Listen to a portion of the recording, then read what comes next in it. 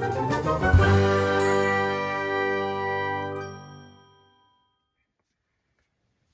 everyone, this is Chris, your friendly neighborhood Minnesota comic geek, back with part 2 of my storage locker haul. Before I get started, I would ask that if you enjoy this type of comic book related content, please give the video a thumbs up, hit the notification bell, and subscribe to the channel so that you don't miss any future videos. And if you enjoy talking comics, then comment below. Alright, let's get into it. So just to recap, this is part 2 of a kind of long box haul that I got when I went to some guy's storage locker full of long boxes to dig through. I went with a friend of mine who was going to get a huge bulk buy of comics for his Whatnot channel. Brought me along so that I could help find books for him, but also any books I found for myself I could grab and get. Just to kind of recap, the cost basis per issue for the comics that I got in total came out to about 77 cents per issue. That's the price per issue that you'll see in this video. And again, I'm just gonna kind of run through these in the kind of order that I pulled them out of the long boxes, so they're in no particular order, just randomness. Like, things were kind of organized by alphabet or by title, you know, but they were still like, the boxes themselves were all like in disarray. So like, the boxes themselves weren't in order, but the stuff inside the boxes were more or less alphabetical by title. So anyway, starting off, came across this Ghost Rider, Wolverine, Punisher, Hearts of Darkness, assume just a one-shot. I grabbed it because I saw that John Romita Jr. did the cover artwork, so I'm assuming he also did the interiors for this. So always happy to get some early John Romita Jr. artwork in comics and stuff. Came across the infamous John Byrne Fantastic Four 292 Hitler cover. Had to get it because it's a key issue for that particular fact alone. Fantastic Four 325 here. I always like this cover because even though it's issue 325, it harkens back to the Jack Kirby style of early Fantastic Four covers. Plus it features, you know, my favorite character, the Silver Surfer. Always happy to get that. Came across a bunch of Darker Image #1 issues. It's the first appearances of Deathblow and Bloodwolf here, so just happy to get a bunch of these copies. Yeah, got a copy of Cyblade She #1. This is the first appearance of Witchblade. So again, this is a book you're gonna find in dollar bins, and surprisingly it is there. Like, that Witchblade isn't a more desirable first appearance character in terms of key issues, but yeah, got a copy of that. Got the Ultimate Extinction Joe Madureira issue #1 variant cover.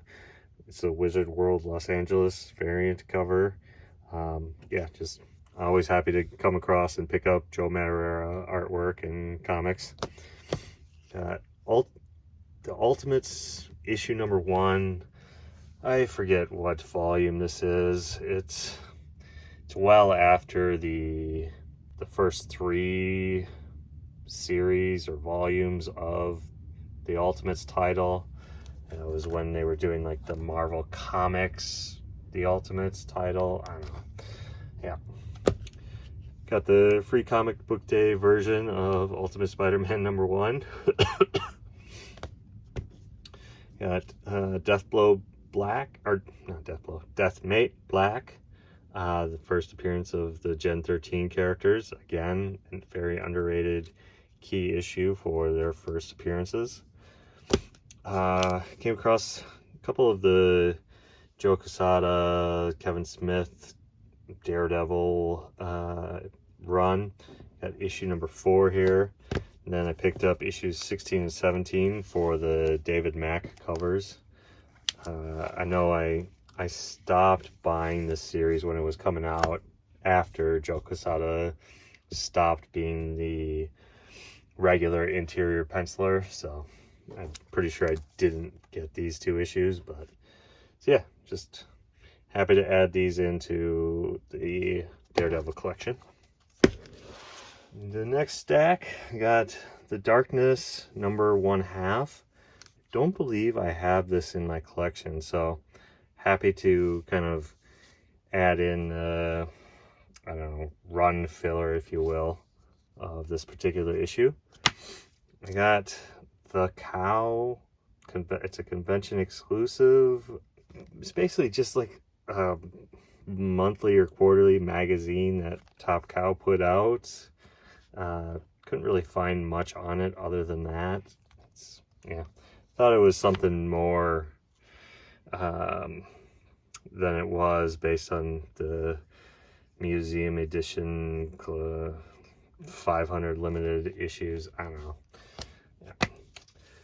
Really happy to come across this particular issue. It's Chapel number 1, and it features a Joe Quesada cover.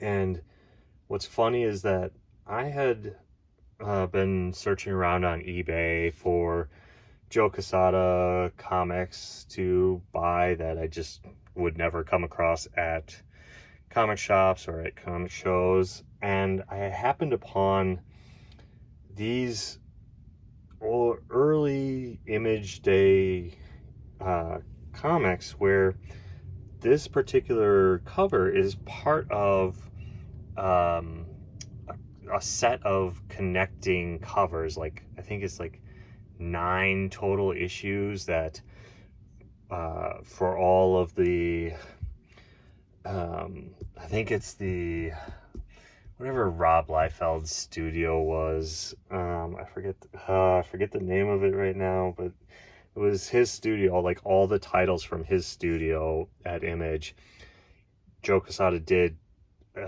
covers for each particular issue or title, and they formed this just massive connecting 3x3 cover image. And so I've been planning to get them on eBay because they're super cheap, relatively speaking.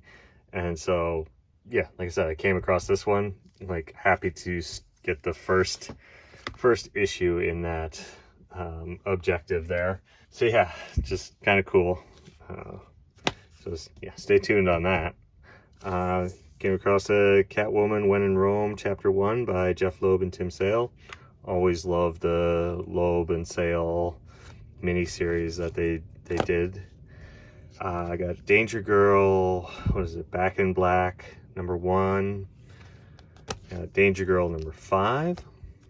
Gen 13 number 1. Another copy of Gen 13 number 1. Another Gen 13 number 1. And another Gen 13 number 1. All the various variant covers. I believe these ones are from the first volume, and then this is from the second volume. I got issue number 5 from Gen 13. Got Daredevil Annual number 8, featuring the Joe Quesada Daredevil Deathlock cover. Got a couple issues of Bloodshot number 0, featuring the awesome 90s Joe Quesada gimmick chrome cover. So, pretty cool. Got Wolverine number 5, Wolverine number 6. Got these because they're better quality and condition than the copies I have in my collection already. Witchblade number 41, just because. Next up, I came across a bunch of Turok Dinosaur Hunter issue number 1s. I thought for some reason I had in my mind that they were slightly more valuable than they are, given that I believe this is the first appearance of Turok in comic books. So I grabbed 4 copies. But yeah, they're really not that valuable. And I got a bunch of Liberty Meadows issues. I'm gonna go by what the sticker says what issue it is, because Frank Cho never put the issue numbers on the covers, which is kind of infuriating to deal with when you're searching for a particular issue and you don't remember what the cover looks like at comic shows and stuff. But yeah, it's just like getting them super cheap. I'm always happy to pick up extra copies of Liberty Meadows because I love the series. I love Frank Cho, and would like anytime I'm recommending comic books to a non-comic book person, I kind of always start like Liberty Meadows is one of the go-to titles I will recommend to a non-comic book reader, just because of the humor, and it's not superhero stuff, and it's an easy way in to someone who might be hesitant to want to read comics and whatnot. So got issue number 22, issue number 24, 25, 27. Let me amend my statement. Apparently, once Frank Cho moved his title over to Image, apparently he started putting the issue number on the covers. So, whoops. Yeah, issue 27, issue number 29, issue 33, issue 28, issue 36, issue 18, issue 21, another copy of 24, another copy of 27, another copy of 25, another 18, issue 19, 21, 22, issue 16, the Marilyn Monroe homage cover, which I love, and issue 17. And the last little stack for this video, I got a blank sketch cover for Batgirl number 38. Got what appears to be all 6 individual issues for the Scott Lobdell, Lionel Yu, High Roads Cliffhanger series. In a recent video, I showed that I picked up the trade paperback for this particular title. So really cool to come across the kind of full set here of individual issues. I got Appleseed Book 1 Volume 1. I have no idea if this is anywhere has any value. I know of Masamune Shiro. Forgive me for butchering the pronunciation of his name. I just know he's a famous manga anime artist. But yeah, just saw it, took a chance. Yeah. Then I came across a couple of these Top Cow Classics black and white titles and issues. These are awesome pickups for me because as you know, I love looking at the black and white pencils, inks, artwork for various comic books without colors and stuff. So these Top Cow put out a bunch of these black and white versions. I have had the Witchblade one and the Fathom one for Michael Turner purposes in my collection for a long time, but really happy to come across a couple of these. I got several of the Aphrodite IX issue 1. Apparently did a couple with just the different covers. So I got this one and then 2 copies of this version of the issue 1 cover. So yeah, with that, I'm going to kind of end this haul or this video just because it's, I don't know, gonna get a little long. I got one more video to go on this particular haul. So yeah, let me know what you guys think of this group of books and which titles I picked up and the prices I paid for them. Again, about 77 cents per issue. So pretty happy with this group of books, especially the Liberty Meadows chunk that I came across. Yeah, so thanks for watching. And again, if you enjoyed this type of comic book related content, please give the video a thumbs up, hit the notification bell, and subscribe to the channel. Till next time, comment below and let's talk comics. Bye.